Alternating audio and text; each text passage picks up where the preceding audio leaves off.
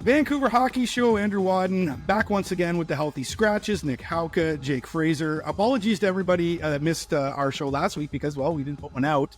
We had some gremlins in the system. We did record it, but we weren't able to give it to you guys. So we're going to try to unpack everything that we've seen over the last couple of weeks for the Vancouver Canucks, but in particular this week, because a hell of a week for Vancouver as they head down to Cali. And guys, I'm going to reference an old band called the Propeller Heads. I know that neither of you are going to know who these guys are, but they had an old song called Take California, and that is exactly what the Canucks did on this roadie.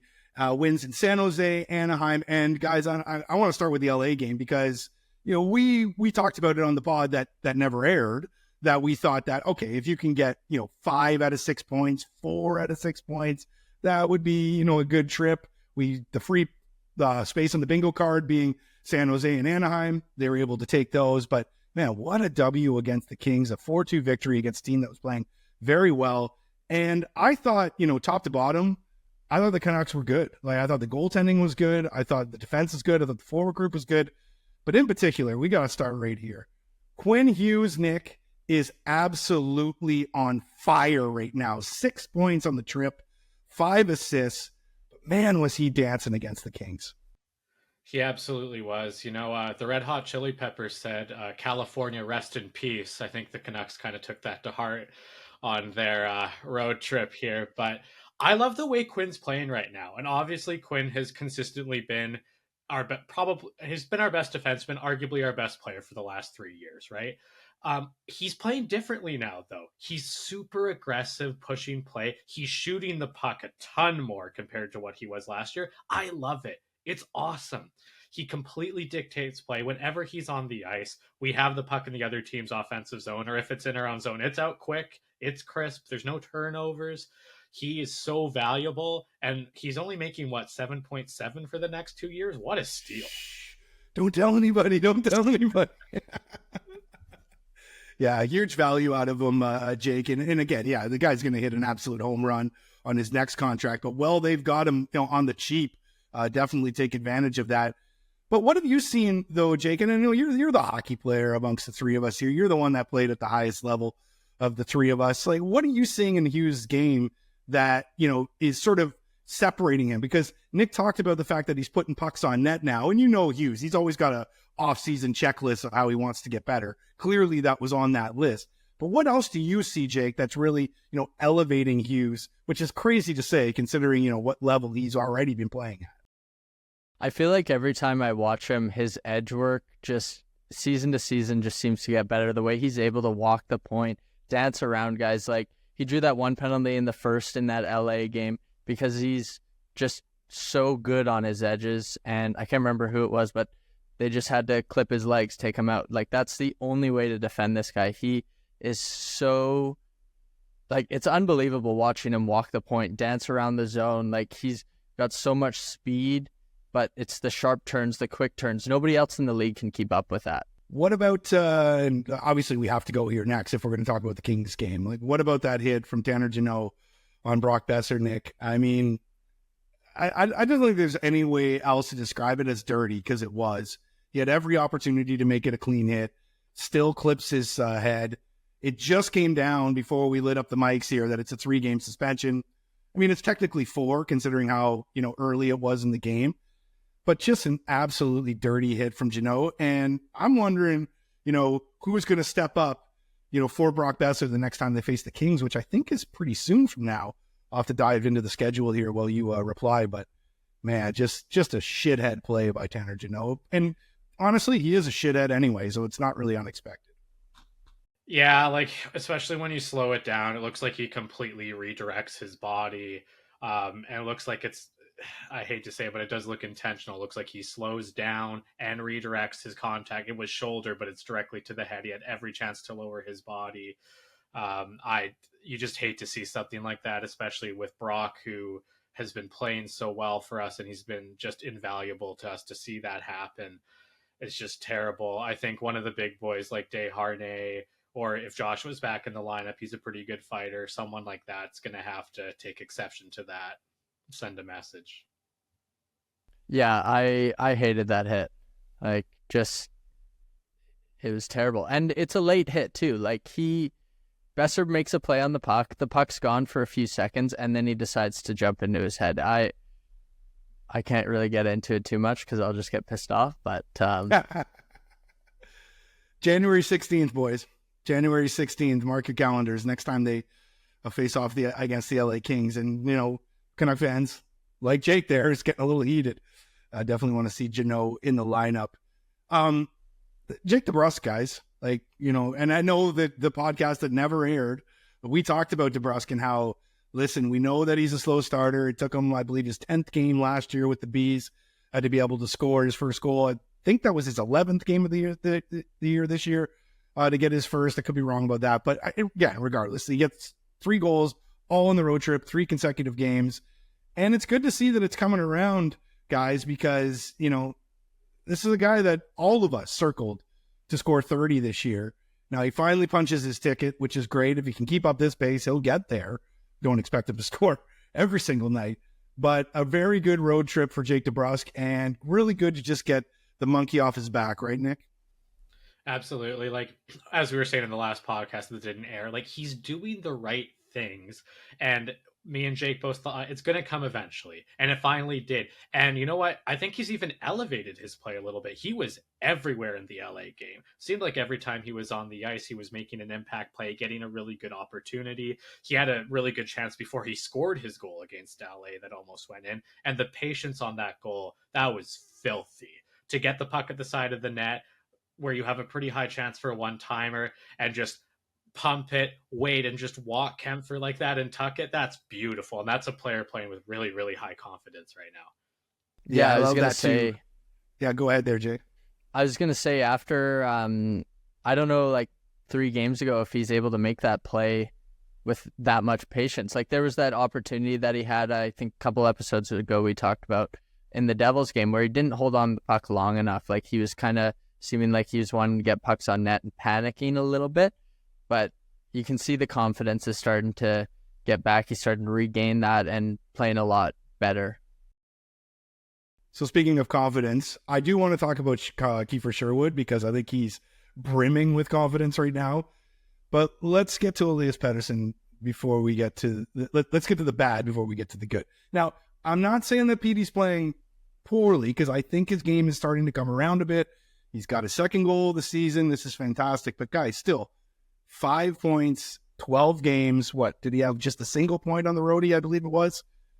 Yeah, that's right. He just had the single goal there. Now he was a +2. That's all nice and all that. But listen, we're not paying Elias Pettersson for plus minus right now. You're paying him to produce, and he's just still not really doing it yet, Jake. Yeah, I was hoping he'd come away from this road trip with those Hughes numbers, like 6 points, because we're playing against the Sharks, we're playing against the Ducks. Those usually, a couple of years ago, last year, those are 2 3-point nights for him. So I was hoping to come away with that. Like you said, though, he is playing better. He's got that one goal. I mean, didn't really do much to get it. It was a shot from the point and just happened to touch him. But I think he's slowly getting better. I think this season we might just need to be really patient with him, and hopefully he can get there by the new year. I don't know. Like it's frustrating to watch, but it's I think it's coming around slowly. Yeah, but Nick, like 5 points in 12 games, like I am not a mathematician, but I know that that's brutal. And you're not paying an $11+ million guy for not even half a point a game right now. Like I know we played a game a couple weeks ago where, I said, take it or leave it. Like if I gave you 70 points right now, would you take it with Pettersson? Like, or do you think, there is something that's coming here where he just breaks out, and becomes the PD of the past? Yeah, well, I'm also not good at math, Andrew. I had to take Math 8 3 times, and I know that's not a very good stat line. So you're admitting that on a podcast, buddy. Hey, I'm here now. Look at me. Exactly, yeah. Would you take it though? Like, do you think he can get that high now? I mean, like, he's got to dig himself out of a massive hole. Like, we're already an eighth of the way through the season, so. Well, he's got him. The only child in me is growing very impatient, Petey. Like, you got to pick it up, man. I would probably take 70 right now. I think, obviously, he's more than capable of going on a huge run and getting more than that. But I just don't see it right now. He really seems like a shell of himself. I don't know what's going on. And he's not, again, he's not playing bad. He's just not playing up to what we think he should be. And he's not playing up to the $11 million. You got to be that guy if you're getting paid that. And he's not right now. He's good, but he needs to be great, and he's not. I wonder, boys, too, like, you know, because it's almost like a simple thing to be like, oh, you know, he's trying to play up to that money and whatnot. But like, this is a guy that was making decent money before as well. Like, I don't really buy that. Like, it shouldn't really change things this drastically, right? And when you look at his peers that he's around in terms of the money that he makes, like, do you see, you know, Austin Matthews taking a night off? I don't.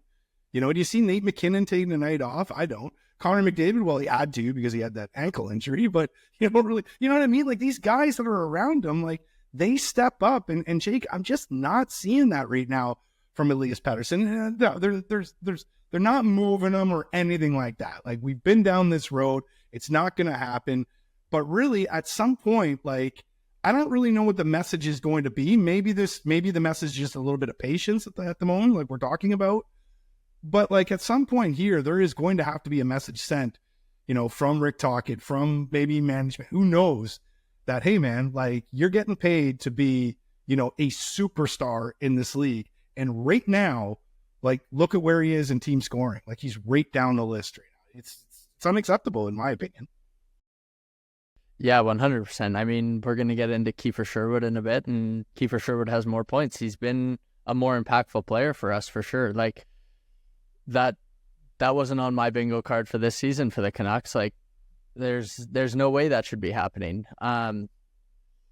Yeah, I like Nick was saying, he's a shell of himself, and you kind of just have to be patient. But I'm hoping when Joshua gets back in the lineup, maybe he can be a little bit of a spark for PD.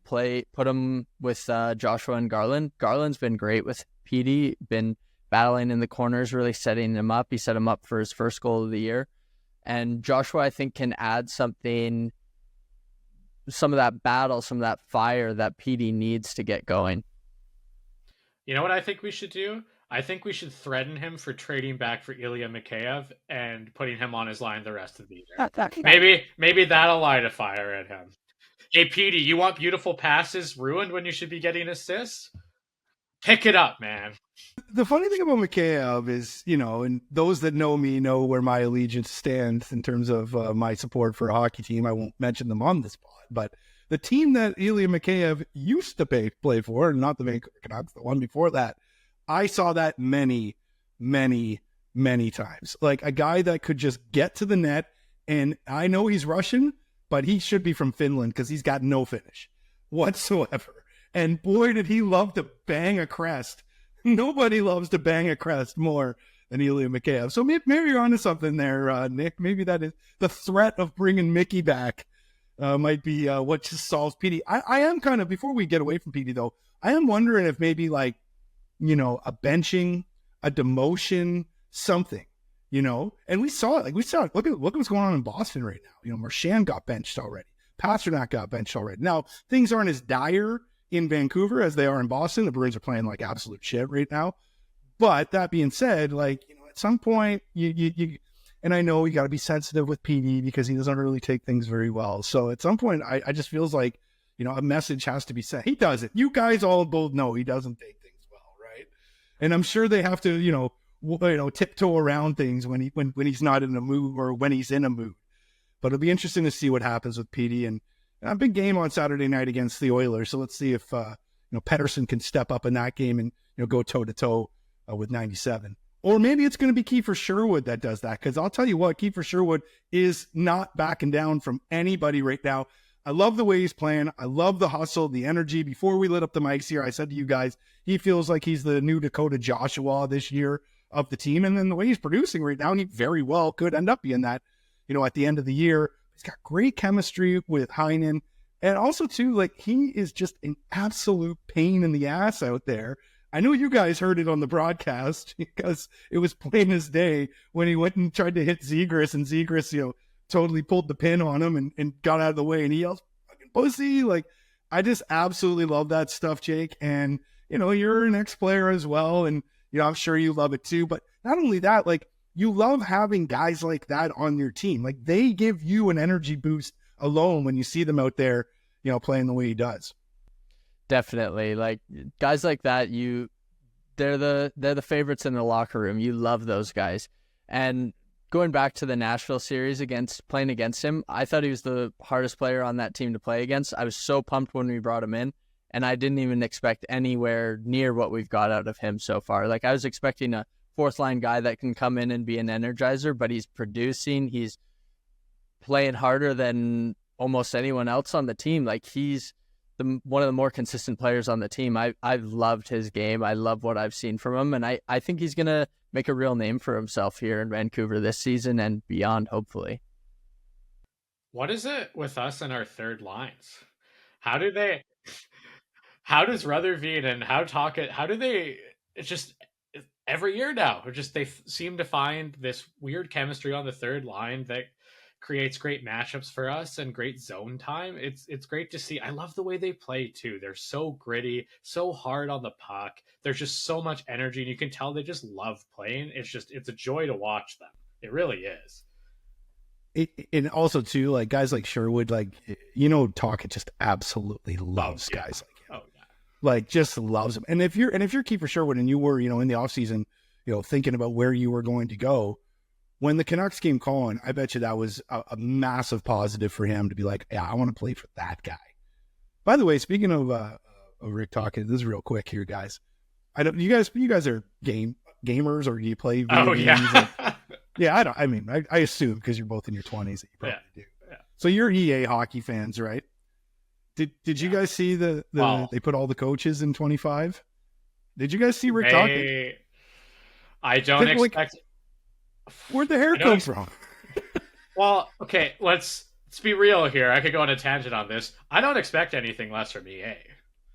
They don't care. Yeah, I suppose you're right. They're a local company, so maybe we shouldn't shit on them all entirely. But I just thought it was funny. I thought it was hilarious. Okay, there you go. Well, the thing is, they always dupe us into buying the new game, and then it ends up being just exactly the same one as the last one, if not worse. So why is GM Connected not in the game 10 years later? I don't even get me started on that. Are you kidding me, guys? Really? Best feature. Let's get rid of it. You guys did a couple of TikTok posts this week, and I thought they were really good. I'll start with yours. Jake, you were talking about Arturs Silovs, and I know this one spawned out of the pod that never aired, but we were talking about Silovs and basically, like, how do they, get this guy's confidence levels back up, and now he can get sent back down to the minors without having to clear waivers, which would be, which is a good thing for the Canucks. Kevin Lankinen was great on this road trip. And the fact that he got all 3 games on the road trip and against lesser opponents like San Jose and Anaheim, I think is very telling of where the Canucks are right now with Arturs Silovs. I don't think I'm going too far out on a limb right now. Canucks had the day off today as we record this, so we don't know who's going to get the start tomorrow. But I think it's doubtful that it's Silovs against the Oilers. Like, it's a big game for the Canucks. Big rival for the Canucks. A rematch of their playoff round from last year. You think, Jake, that it would be best to send him down to Abbey, to get that confidence back, like, get some games in? I know they got Tolopilo down there. What's the other guy? Patera.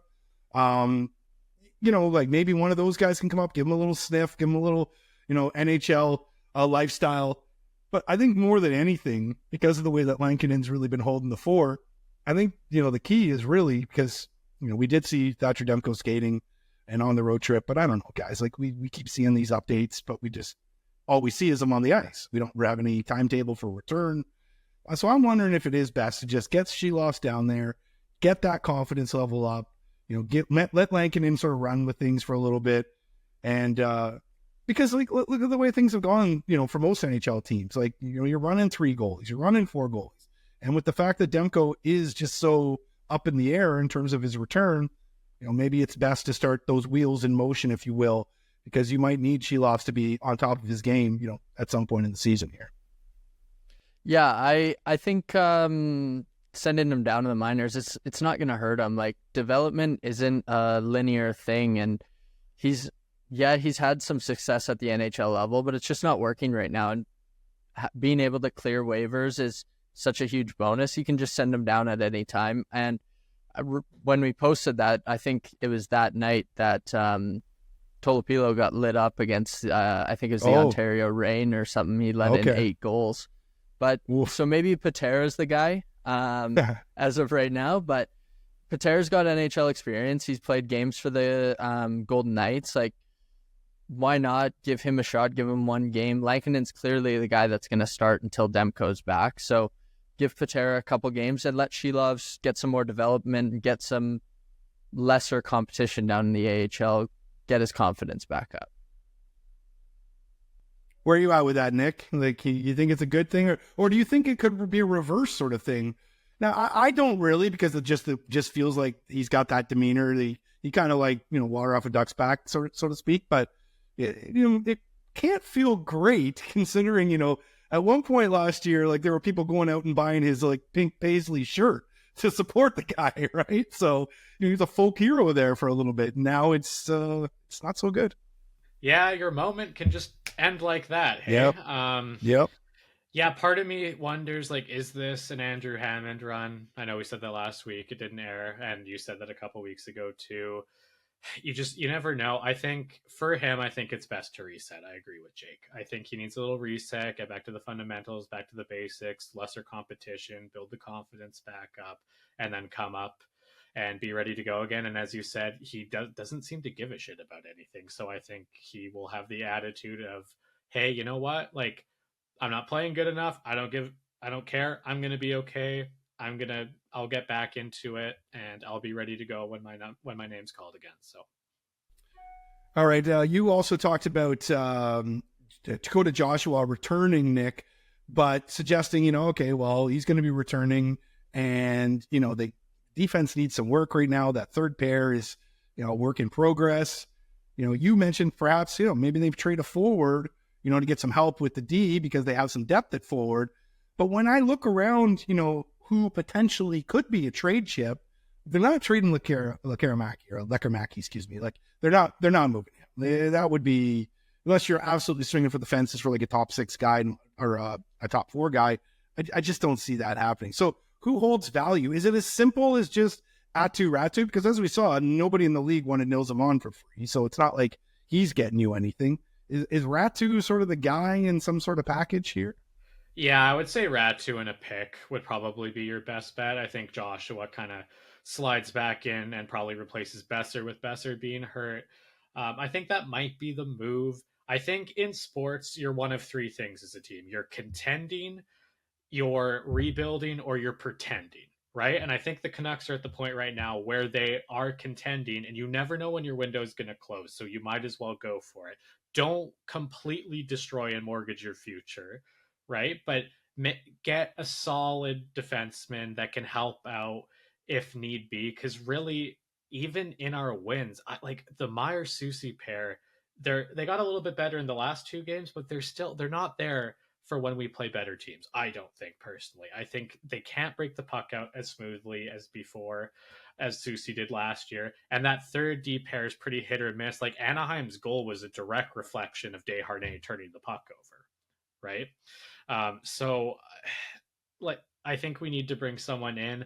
Don't mortgage the future. And I have full confidence in the Rutherford regime that they'll be able to do that because they don't overpay. Hold on a second here. We got some breaking news. And it's funny, as we were talking about this right now, I pull up the Canucks Puckpedia page because I want to see what extra picks they have. They got 2 fourths, by the way, in 2027.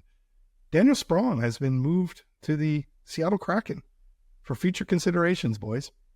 So there you have it. Because that was the name I was going to bring up to you next, Jake, was, does Sprong have any sort of value? And the fact that he's sort of been kicked around the league a few times, says to me that you're not going to get much for that. And clearly the Canucks didn't get much for him because he's back down to the Kraken now for future considerations. That's crazy.